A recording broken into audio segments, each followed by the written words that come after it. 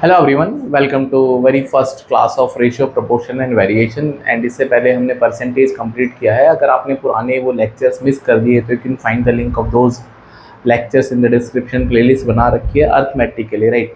और ऐसी playlist algebra और ज्योमेट्री के लिए बनी हुई है, तो आपका मन है तो आप पढ़ सकते हैं, बाकी आपकी चॉइस है। I can not force you, right.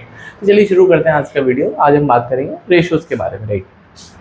तो सबसे पहला तो यही सवाल आता है कि आखिर सर रेशियो क्या होता है, व्हाट इज रेशियो, राइट। तो पहला सवाल तो यही आता है कि what is the meaning of ratio, ratio है क्या आखिर, राइट। तो जब हम रेशियो की बात करते हैं तो सिंपल सा एक डेफिनेशन है, that is comparison of two और मोर क्वांटिटीज। दो या दो से ज़्यादा क्वांटिटीज़ अगर आपको मेज़र करना है, कंपेयर करना है, लेकिन एक कंडीशन है of same units, unit same होना चाहिए ना भाई। यूनिट सेम नहीं होगा तो फिर आप कंपैरिजन नहीं कर सकते, राइट। अगर मुझे घड़ी में आवर को और सेकंड को कंपेयर करना है तो दोनों या तो आवर में होने चाहिए या दोनों सेकंड में होने चाहिए, फिर मैं आवर और सेकंड को कंपेयर नहीं कर सकता। एप्पल में भी अगर मैं बात करता हूँ तो एक फोन वाला एप्पल है और फ्रूट वाला एप्पल है, तो I they can not be compared. हाँ, लेकिन उनके नंबर्स को, मतलब 50 एप्पल के फ़ोन और 60 एप्पल के फ्रूट्स, जो नंबर है उसको कंपेयर कर सकते हैं, राइट। तो हम यूनिट जो है सेम टू सेम होना चाहिए, that is very important, right. तो सेम यूनिट की बात करनी चाहिए, आपको ये पता होना चाहिए, राइट। तो रेशियो का सिंपल सा मतलब होता है कि इसमें आपको रेशियोज का कंपैरिजन करना, राइट। कंपैरिजन ऑफ टू और मोर क्वांटिटीज, ठीक है, ये समझ में आता है। उसके बाद तो इन जनरल तो जो सिंबल होता है, बिल्कुल बेसिक से बातें करेंगे। रेशियो, तो रेशियो का जो सिंबल होता है, ये इंग्लिश में आपने पढ़ा होगा, जिसको हम सेमी कॉलन बोलते हैं, ठीक है, वो है। कॉलन बोलते हैं, सेमी कॉलन देख लेना, बट ये रेशियो का सिंबल होता है, राइट, मैथ्स में होता है, ठीक है। तो जैसे मैंने लिखा है कि यहाँ पे दो क्लास हैं, क्लास ए, क्लास बी, ना दो क्लासेस हैं आपके पास, ठीक है। तो यहाँ पे जो बॉयज़ हैं वो 40 है और यहाँ पे जो बॉयज़ है वो 50 है, राइट। तो class, these are the classes. तो दो क्लासेस हैं, ए और बी। क्लास ए में जो बॉयज़ हैं 40 हैं और क्लास ए में जो बॉयज़ हैं वो 50 है, राइट। अब इसको कंक्लूड कैसे करना है, तो अगर मैं रेशियो की बात करता हूँ, ratio of number of boys, तो नंबर ऑफ बॉयज़ मतलब बॉयज़ के काउंटिंग करना है। हम लड़कों को कंपेयर नहीं कर सकते, लड़के कितने हैं इस क्लास में और इस क्लास में उसको कंपेयर करना चाहते हैं, because as I told you unit same होना चाहिए, राइट। तो अगर हम इस बात पे बात करते हैं तो यहाँ पे जो 40 है और यहाँ पे जो 50 है उसको हम ऐसे रेशियो के सिंबल में लिखेंगे। तो अगर आप समझदार हैं तो आप इस 40:50 को आप इसको पढ़ेंगे 40:50, तो आप ऐसे लिखेंगे 4 × 10 और 5 × 10, ऐसे 10 इनमें कॉमन है। तो अगर ये 10 कॉमन है तो ये नंबर ऐसे कैंसिल आउट हो जाएगा, तो यहाँ से ये बचेगा 4:5। तो ये जो 4:5 है ये अपने सिंपलेस्ट फॉर्म में है, ठीक है।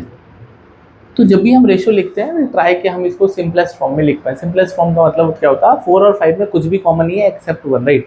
तो और 4 और 5 में कुछ भी कॉमन नहीं है एक्सेप्ट 1, तो ये बहुत सिंपलेस्ट फॉर्म है इसकी, राइट। तो इन जनरल जब हम रेशियो पे बात करते हैं, रेशियो को लिखते हैं, तो अगर मैं लिखता हूँ रेशियो ए रेशियो बी, अगर हम ए रेशियो बी लिखते हैं तो एक चीज़ समझनी है कि जब आप रेशियो लिखते हैं तो यहाँ पे कोई ऐसी क्वांटिटी है जो इनके पास छुपी हुई है, और जब मेरा मन करेगा तो मैं इस वेरिएबल को, जो कि हिडन है,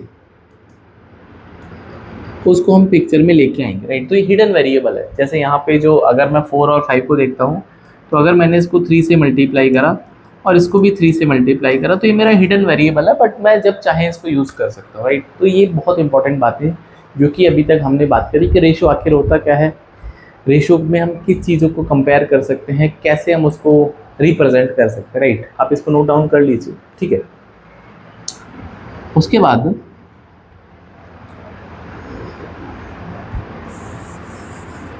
ठीक है, तो उसके बाद how to interpret, right, conclude, how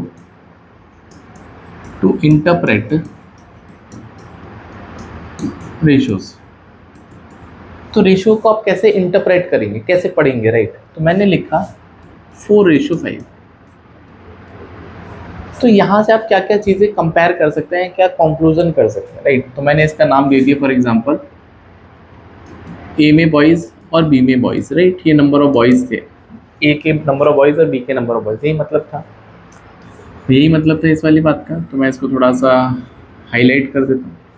तो मैं ये बोल सकता हूँ कि जो बॉयज़ हैं वो मल्टीपल ऑफ 4 में है।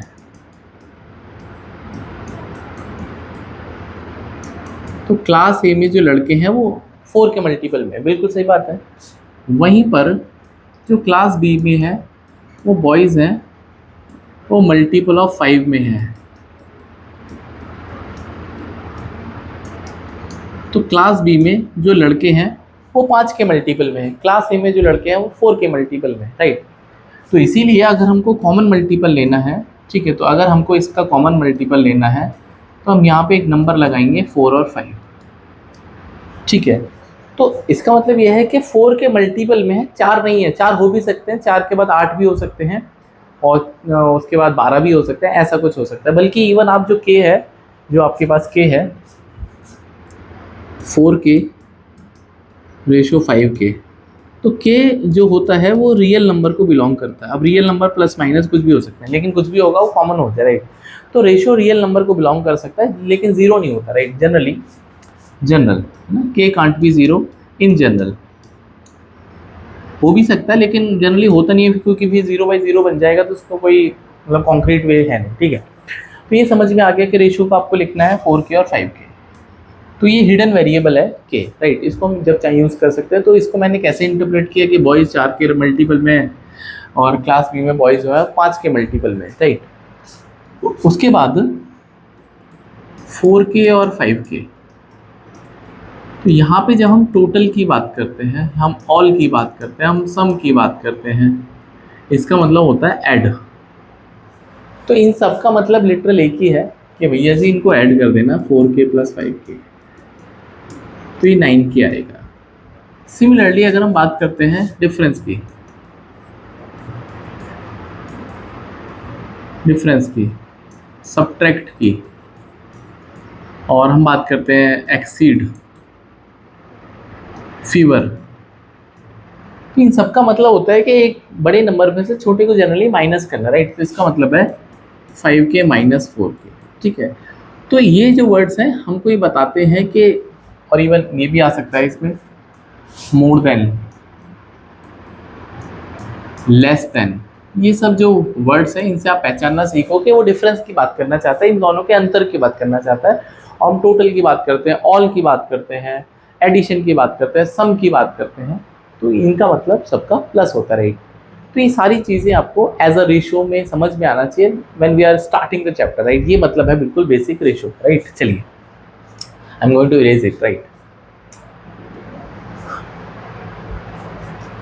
उसके बाद हम बात करते हैं मर्जिंग ऑफ रेशियोज पे।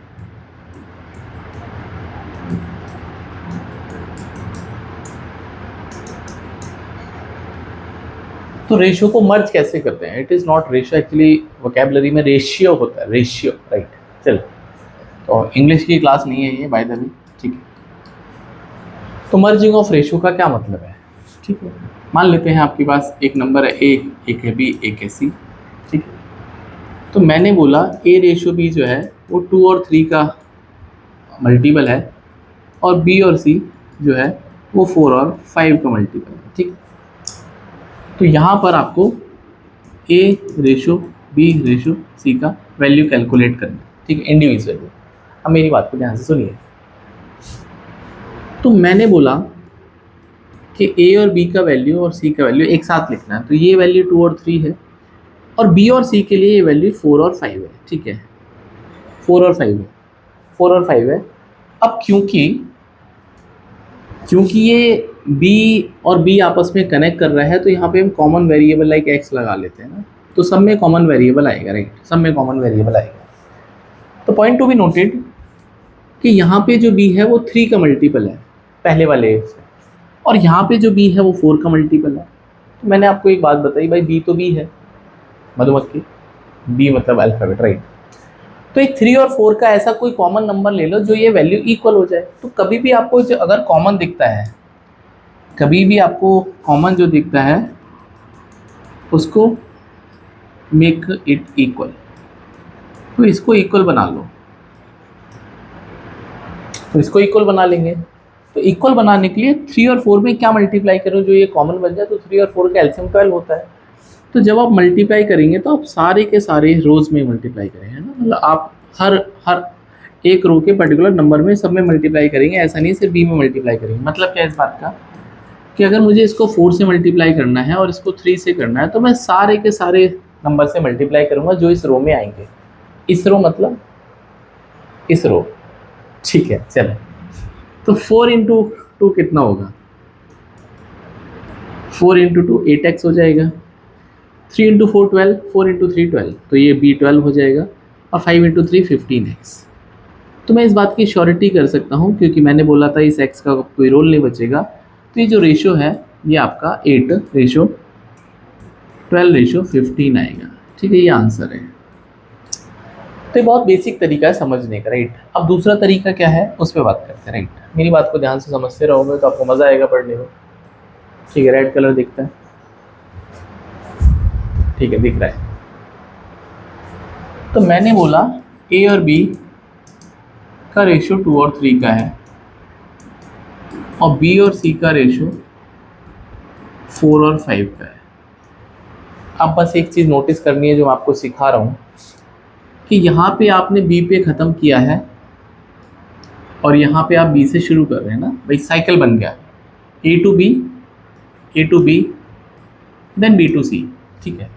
तो अगर कभी भी ऐसा बन जाए तो यहाँ पे ए बी सी निकालने का एक डायरेक्ट तरीका है। अब वो क्या है, आपको एक उल्टा एन बनाना है, ऐसा उल्टा एन बनाना है, उल्टा एन बनाना है, ठीक है। मतलब इसको यहाँ पे मल्टीप्लाई करिए 8, इसको यहाँ मल्टीप्लाई करिए 12, और इसको यहाँ मल्टीप्लाई करिए 15। तो मैं इसको ऐसे बिल्कुल फ्रैक्शन ऑफ सेकंड में ख़त्म कर सकता हूँ ए बी सी के रेशियो को। तो ये सब करने का एक अंडरस्टैंडिंग के लिए है, लेकिन एग्जाम में आपको ये सब चीज़ें समझ में आनी चाहिए कि आपको इसको किस तरह से ईजी वे में लिखना है। होपफुली आपको समझ में आया होगा, ठीक है। आप इसको नोट डाउन कर सकते हैं सो दैट एक और एग्जाम्पल से मैं आपको इस बात को क्लैरिफाई कर पाऊँ, राइट। चलिए एक और इलस्ट्रेशन लेते हैं। फॉर एग्जाम्पल मैंने लिखा P रेशो Q इज 7:3 और Q रेशो S इज 2:9। अब मुझसे सवाल में पूछा है PQR। तो बस एक चीज़ नोटिस कर लो, आप Q पर ख़त्म हुए और Q पर ही शुरू हुए, Q पर ख़त्म Q पर शुरू, तो ये वही वाली कहानी फिर से रिपीट हो जाएगी। आपको इसको इससे मल्टीप्लाई करना, 7 2 14, 2 3 6 और 3 9 27, ये ख़त्म हो गया। इससे अलावा ज़्यादा टाइम नहीं देना है इसको, राइट। एक और example, suppose M ratio N is 4:5 और O रेशो N या P रेशो N इज़ 3:2। अब आपसे बोलता है कि M and P का रेशो निकालिए। तो अब जल्दबाजी नहीं करने का, क्यों नहीं करने का जल्दबाजी, क्योंकि यहाँ पे आप N पर ख़त्म हो रहे हो और यहाँ पे P से शुरू हो रहे हो, तो it must be starting with the N, जहाँ पे ख़त्म वहीं से शुरू होना चाहिए। तो इसीलिए हम इसको ऐसा लिखना पसंद करेंगे, M/N 4:5 और N/P। अब इसको फ्लिप कर दीजिए, स्विच कर दीजिए, तो स्विच करने पे 2:3 हो जाएगा। I believe it is clear. अभी देखो वही कहानी हो गई, जहाँ पे ख़त्म वहाँ से शुरू। तो अब आपको यहाँ पर उल्टा एन बनाना है, ऐसा उल्टा एन बनाने का आंसर आ जाएगा। तो कैसे बनेगा उल्टा एन, ठीक है। तो ये बनेगा M/N/P। तो 4 2 8, 2 5 10 एंड 5 3 15। ये खत्म हो गया क्वेश्चन, राइट। तो होपफुली आपको ये उल्टा एन वाली कहानी समझ में आ गई होगी, और ये तभी लगेगा जब जहाँ पे ख़त्म अगले लाइन में वहीं से शुरू होना चाहिए, right. That is I can say easiest way to interpret, right. तो आप प्लीज़ आप इसको नोट कर लीजिए, ठीक है। तो नाउ अभी तक मैंने सिर्फ बात करी है 3 वेरिएबल के बारे में, राइट। जैसे ऐसा भी हो सकता है, सवाल बड़ा सिंपल सा है कि A/B 2:7 है और बी रेशो सी 5:3 है। और आपसे सवाल में पूछ दिया ए प्लस बी जमा बी प्लस सी जमा सी प्लस ए, जमा का मतलब प्लस होता है। तो आप इसको डायरेक्ट नहीं कर सकते, पहले आप ए बी सी निकालेंगे, ठीक है। तो सबसे पहले मैं यहाँ से ए रेशो बी रेशो सी कैलकुलेट करूँगा। अब बस एक चीज़ नोटिस कर लो, जहाँ पर ख़त्म वहाँ से शुरू, ख़त्म, ठीक है। तो ये हो जाएगा 5 × 2 10, 5 × 7 35 और 7 3 21, ठीक है। ये ख़त्म हो गया, बिल्कुल समझ में आ गया। अब आपसे बोलता है ए प्लस बी, तो मैंने बोला था एक वेरिएबल छुपा हुआ है जो आप अपने हिसाब से भैया यूज़ कर सकते हैं। मान लेते हैं हमने इसमें वेरिएबल वाई लगा लिया है ना, वाई वेरिएबल लगा सकते हैं।